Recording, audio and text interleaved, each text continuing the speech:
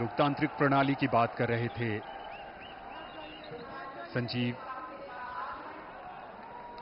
और लोकतंत्र जो है वो विरासत, समानता, समरसता, स्वतंत्रता, स्वीकार्यता और समावेशिता के महत्व पर जोर देती है। और यहां पर सबकी नजरें इस ओर टिकी हैं। इस ऐतिहासिक समारोह में अब विशिष्ट अतिथियों का आगमन लगातार जारी।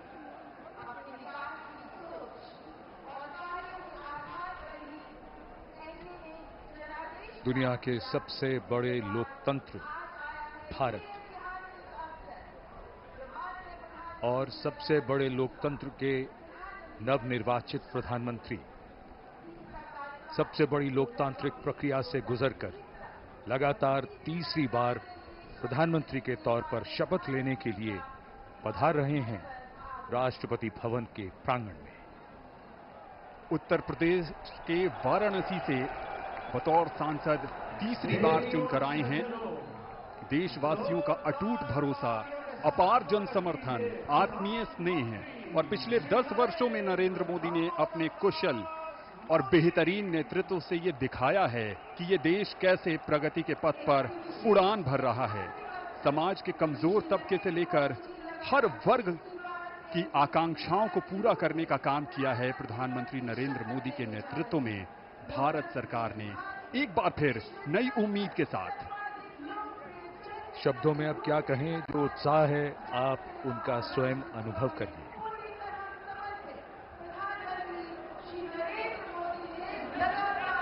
सबका आभार स्वीकार करते हुए नवनिर्वाचित प्रधानमंत्री श्री नरेंद्र मोदी तीसरी बार इस देश की बागडोर संभालने के लिए तैयार। The man of the moment, Mr. Narendra Modi, who will make history in just a few moments from now, as he returns greetings of his colleagues, of the cabinet, and people who have come here in their thousands to attend this special moment.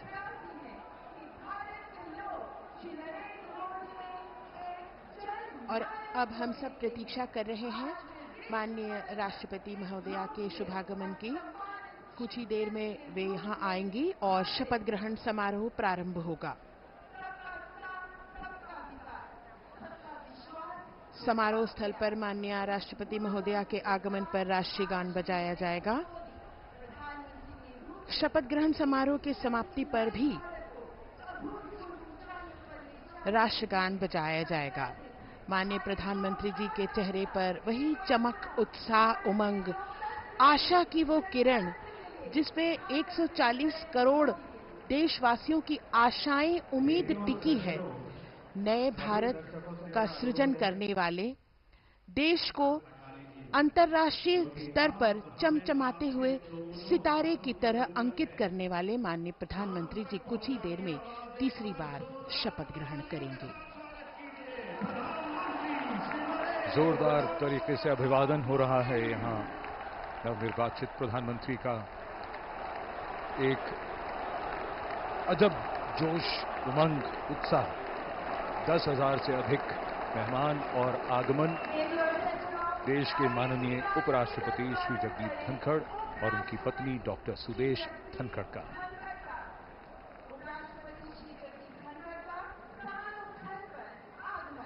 सबका अभिवादन स्वीकारते हुए और अब वो इंतजार की घड़ियां बहुत करीब आती हुई जब आज का समारोह उस मकाम पर जाएगा जहां प्रधानमंत्री और उनके मंत्रिपरिषद के सदस्य शपथ लेंगे। राष्ट्रपति के सचिव धीरे धीरे मंच की ओर अग्रसर होते हुए श्री राजेश वर्मा। कुछ ही समय में हमारे बीच राष्ट्रपति महोदया का शुभागमन होगा।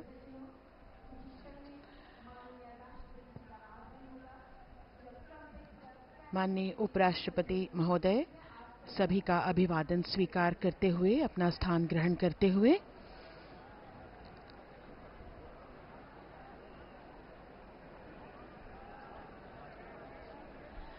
सबकी निगाहें अब टिकी हुई हैं माननीय राष्ट्रपति महोदया के शुभागमन की ओर।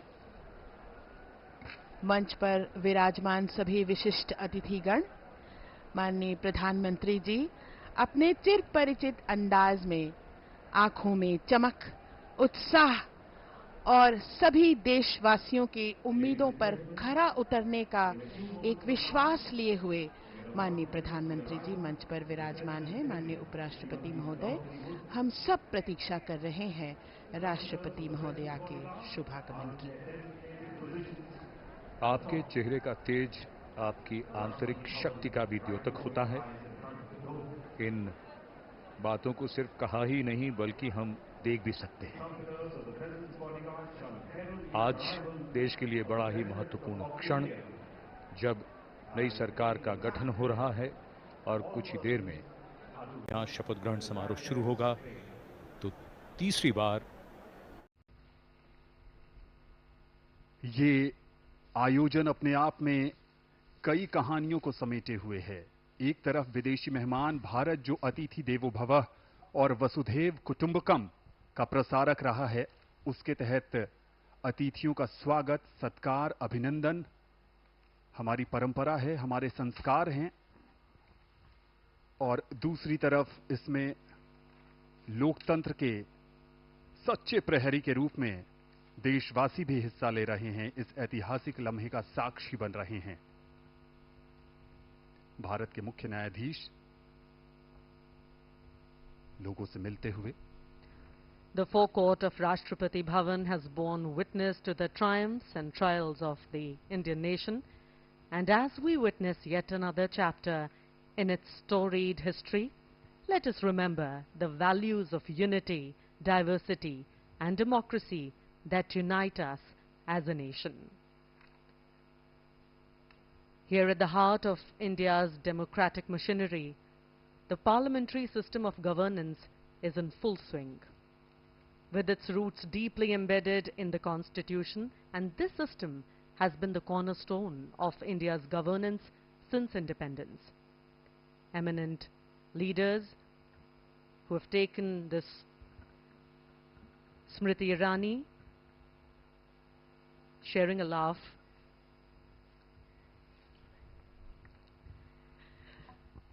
वहां पर अर्जुन मुंडा भी नजर आए और जनरल वीके सिंह भी थे।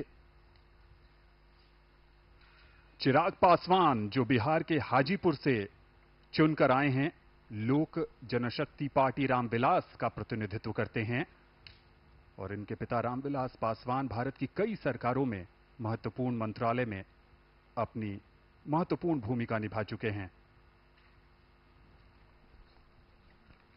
कुछ समय पहले निरहुआ भी हमें स्क्रीन पर नजर आए।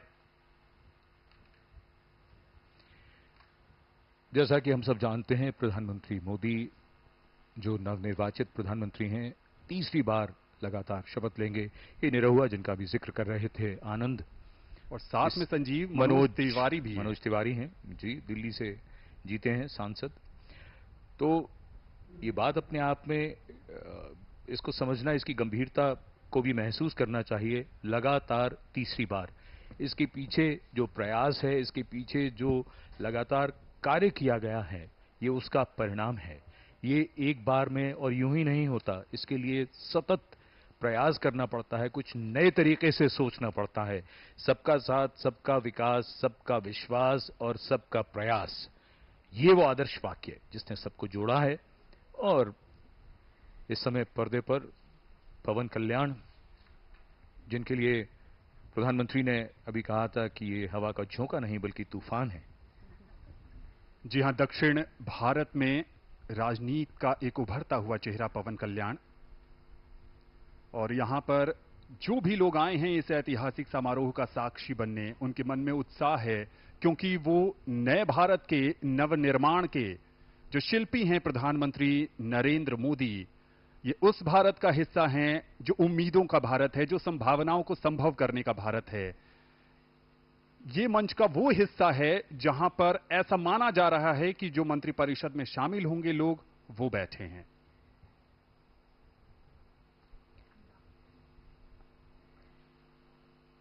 दिल्ली प्रदेश भाजपा अध्यक्ष वीरेंद्र सचदेवा और बैजंत पांडा भी उनके साथ। ओम बिरला, लोकसभा के पूर्व स्पीकर, उनका आगमन होता हुआ, चेहरे पर मुस्कान, और इस भव्य समारोह का कौन साक्षी नहीं बनना चाहता Priyadarshini. Anand, I'm always intrigued by what first-time elected members of parliament must feel as they carry a tremendous responsibility on their shoulders, as countless people have placed their hopes and trust in them. These new MPs are expected to deliver on their promises and effectively represent their constituents' interests. The weight of these expectations is significant as they must navigate the complexities of parliamentary procedures. Shri Om Birla और साथ में उनकी पत्नी doctor Amita Birla.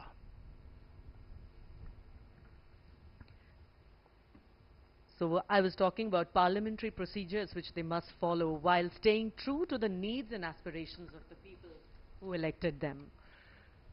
Maldives के राष्ट्रपति doctor Mohammad Muizzu का आगमन, भारत का एक और महत्वपूर्ण पड़ोसी। Our ties with Maldives are deep-rooted, based on exchanges and interactions for centuries. India's neighborhood first policy has deepened our bilateral ties for the common benefit of two countries and their region at large. Bharat cement और rock boulder जैसी सामग्री प्रदान कर मालदीव के बुनियादी ढांचे के निर्माण में हमेशा से सहायता प्रदान करता रहा है। एक स्थिर और समृद्ध मालदीव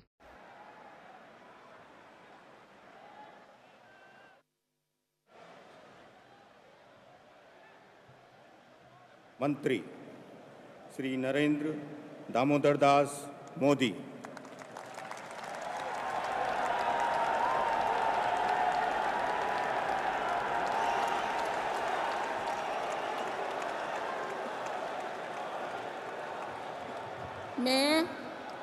मैं नरेंद्र दामोदर दास मोदी ईश्वर की शपथ लेता हूं कि मैं विधि द्वारा स्थापित भारत के संविधान के प्रति सच्ची श्रद्धा और निष्ठा रखूंगा। मैं भारत की प्रभुता और अखंडता अक्षुण्ण रखूंगा। मैं संघ के प्रधानमंत्री के रूप में अपने कर्तव्यों का श्रद्धापूर्वक और शुद्ध अंतःकरण से निर्वहन करूंगा तथा मैं भय या पक्षपात, अनुराग या द्वेष के बिना सभी प्रकार के लोगों के प्रति संविधान और विधि के अनुसार न्याय करूंगा। मैं नरेंद्र दामोदर दास मोदी ईश्वर की शपथ लेता हूं कि जो विषय संघ के प्रधानमंत्री के रूप में मेरे विचार के लिए लाया जाएगा अथवा मुझे ज्ञात होगा, उसे किसी व्यक्ति या व्यक्तियों को तब के सिवाय जबकि प्रधानमंत्री के रूप में अपने कर्तव्यों के सम्यक निर्वहन के लिए ऐसा करना अपेक्षित हो, मैं प्रत्यक्ष अथवा अप्रत्यक्ष रूप से संसूचित या प्रकट नहीं करूंगा।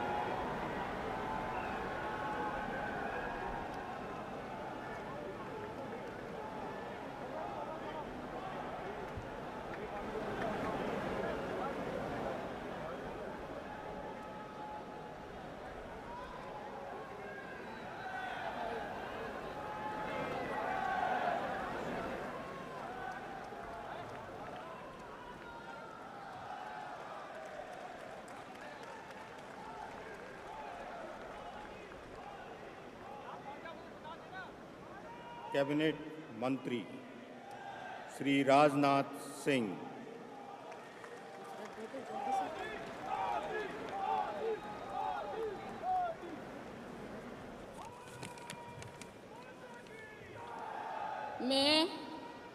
मैं राजनाथ सिंह ईश्वर की शपथ लेता हूं कि मैं विधि द्वारा स्थापित भारत के संविधान के प्रति मैं नितिन जयराम गडकरी ईश्वर की शपथ लेता हूं कि मैं विधि द्वारा स्थापित भारत के संविधान के प्रति सच्ची श्रद्धा और निष्ठा रखूंगा। मैं भारत की प्रभुता और अखंडता अक्षुण्ण रखूंगा।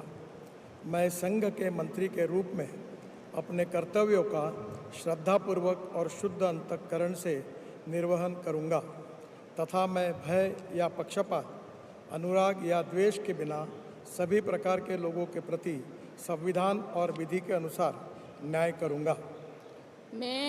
मैं ईश्वर की शपथ लेता हूं कि जो विषय संघ के मंत्री के रूप में मेरे विचार के लिए लाया जाएगा अथवा मुझे ज्ञात होगा, उसे किसी व्यक्ति या व्यक्तियों को तब के सिवा जबकि ऐसे मंत्री के रूप में अपने कर्तव्य के सम्यक निर्वहन के लिए ऐसा करना अपेक्षित हो, मैं प्रत्यक्ष अथवा अप्रत्यक्ष रूप से संसूचित या प्रकट नहीं करूँगा।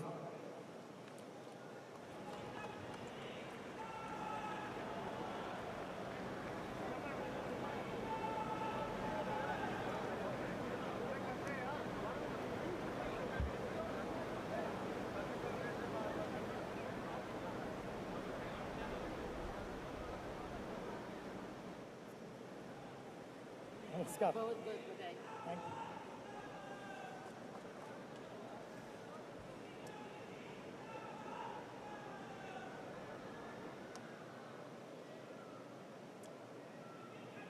श्री जगत प्रकाश नड्डा।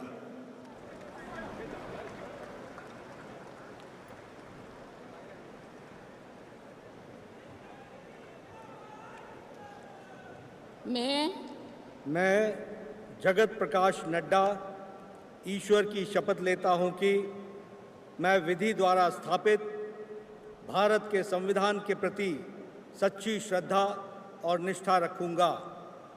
मैं भारत की प्रभुता और अखंडता अक्षुण्ण रखूंगा।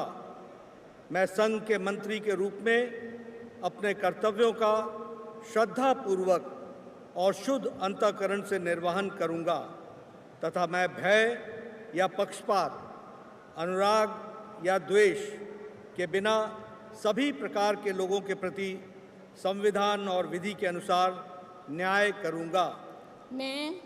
मैं जगत प्रकाश नड्डा ईश्वर की शपथ लेता हूं कि जो विषय संघ के मंत्री के रूप में मेरे विचार के लिए लाया जाएगा अथवा मुझे ज्ञात होगा, उसे किसी व्यक्ति या व्यक्तियों को तब के सिवाय जबकि एक ऐसे मंत्री के रूप में अपने कर्तव्यों के सम्यक निर्वहन के लिए ऐसा करना अपेक्षित हो, मैं प्रत्यक्ष अथवा अप्रत्यक्ष रूप से संसूचित या प्रकट नहीं करूंगा।